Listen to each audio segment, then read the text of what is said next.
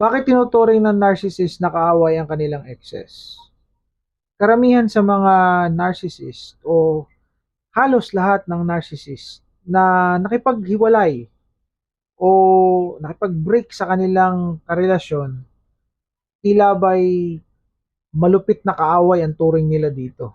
O kaaway, ano ang dahilan bakit ganito? Kailangan nilang gawin yon upang kayo ay kanyang masiraan, upang mapalabas niya sa mga tao na kayo ang mali, kayo ang gumawa ng masama. Ginagawa niya ito upang protektahan ang kanyang sarili sa mga tao na nakapaligid sa kanya. Sa inyong mga kakilala, sa pamilya ninyo, sa common friends ninyo, at kung kani-kanino pa. So, babalik ta rin niya ang katotohanan o ito-twist niya yung facts, yung reality, kanyang babaguhin, no? I-rewrite niya yung history ng relasyon nyo. Babaguhin niya yung storya. Palalabasin niya sa mga tao na kayo ay masama. Be-brainwashin nila ang mga tao sa paligid nila.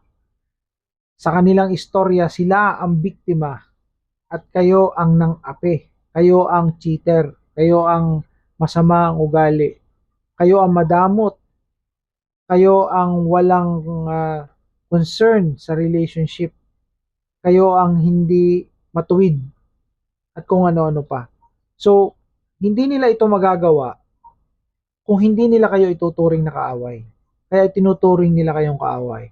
Nature yan ng mga narcissist. Dapat alam nyo yan. Para maprotektahan nyo ang sarili nyo. Mag-stick kayo sa katotohanan, sa facts. Huwag kayong magpapatinag upang maprotektahan nyo rin ang inyong sarili. Dahil the moment na kayo bumigay, ay di tuloy-tuloy ang kanyang pagmamanipulate at pagkontrol kahit hindi na kayo. Paano? Siyempre, iiyak ka. Siyempre, ikaw ay mamumroblema. So in that way, nakokontrol ka pa rin niya.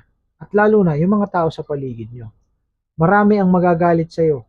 Ito yung mga maniniwala sa storya niya. Pero, hindi lahat maniniwala sa storya. Lalo na yung mga nag-iisip. At kung sino man ang hindi naniniwala sa kanya, ay ituturing niyang kaaway. At kung sino man ang naniniwala sa kanya, ay tinuturing niyang kaibigan at kasapi. Bye for now.